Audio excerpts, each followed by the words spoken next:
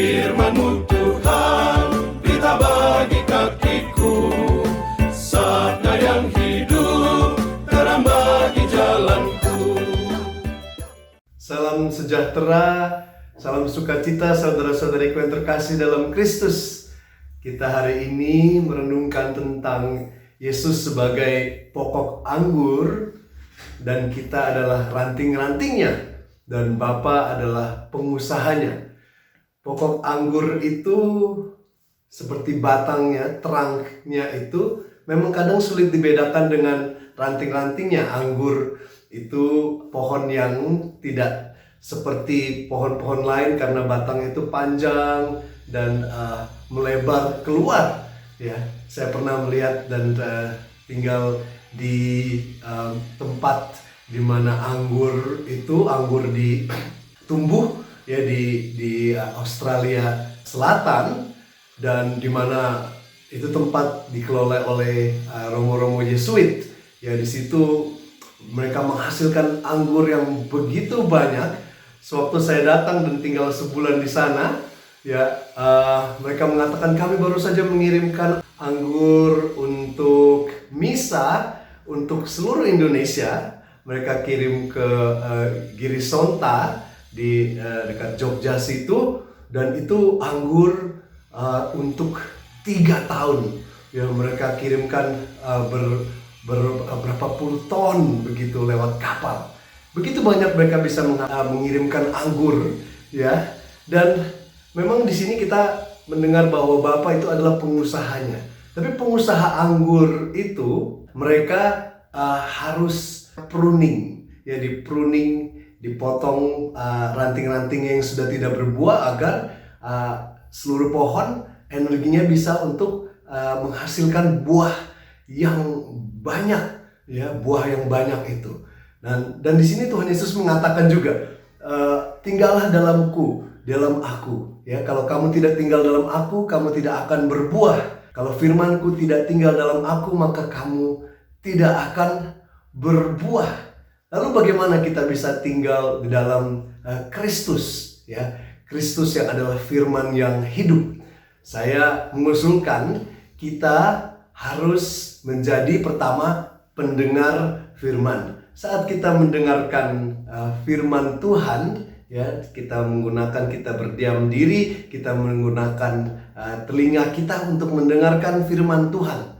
Tetapi mendengarkan firman Tuhan itu tidak cukup, ya. Kita juga harus menjadi pelayan firman, ya. Kita juga mau mengajarkan firman itu kepada saudara-saudari kita. Yang mengajarkan firman itu dengan mengulanginya. Kita tahu kalau kita mengajar, kita justru menyerap lebih banyak dan kita ingat lebih banyak, ya. Teknik belajar yang baik adalah untuk mengajar, dan salah satunya adalah kita menjadi pelayan firman juga. Tapi pelayan firman juga dengan melayani firman itu artinya kita tidak melayani dengan kata-kata, dengan lidah kita saja. Artinya kita mau juga menjadi pelaku firman. Ya, saksi firman yang paling kuat itu adalah saksi kehidupan kita. Apakah firman itu sudah kita hidupi, ya? Kita praktekkan firman itu. Jadi kita mau menjadi juga pelaku firman, ya. Tadi kita pendengar firman, pelayan firman, pelaku firman, ya. Santo Fransiskus mengatakan bahwa kita, ya, mewartakan firman Tuhan itu dengan kehidupan kelakuan kita. Lalu kalau perlu kita pakai kata-kata, ya. Dikatakan juga dalam Kisah Para Rasul, ya, lihatlah mereka itu bagaimana mereka saling mengasihi. Itulah saksi yang membuat orang ingin tahu, ya, mengapa kita berbeda dengan orang-orang lain yang tidak mengenal firman, tidak menghidupi firman Tuhan, ya. Nah, kita terakhir tahu bahwa Yesus adalah firman yang hidup, ya. Firman ada sebelum dunia diciptakan di Yohanes 1, dan firman, ya, yang adalah sabda itu sudah menjadi manusia, ya. Buat kita yang Katolik, ya, sabda yang sudah menjadi manusia, Tuhan Yesus yang meninggalkan dirinya dalam sakramen Maha Kudus, ya, yang kita santap setiap kali kita merayakan Ekaristi. Artinya kita juga menyantap Tuhan Yesus yang adalah firman yang hidup. Jadi kita juga adalah penyantap firman, ya, kita makan firman itu sehingga kita bisa berbuah. Jadi kita dengar, kita pendengar firman, kita pelayan firman, kita pelaku firman, dan kita penyantap firman itu, ya. Kalau kita lihat saat misa, ya, seorang romo memberkati, ya, dengan penumpangan tangan, itu tanda bahwa Roh Kudus turun di atas hosti dan anggur menjadi tubuh dan darah Kristus. Artinya Roh Kudus itu yang bekerja. Kalau Tuhan Yesus adalah batangnya, Bapa adalah pengusahanya, dia yang menggunting ranting-ranting itu dan merawatnya sehingga berbuah.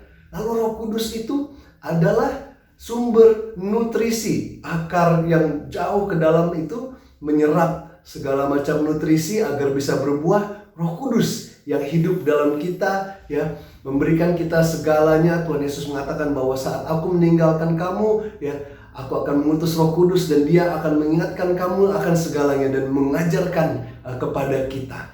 Jadi Roh Kudus adalah nutrisi untuk kita bisa hidup dalam firman, mendengar firman, ya, pelayan firman, pelaku firman, dan penyantap firman.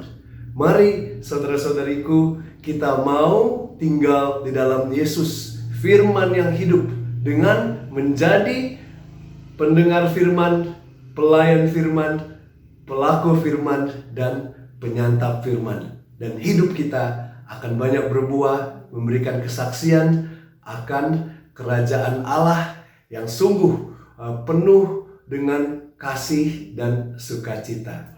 Semoga Tuhan memberkati.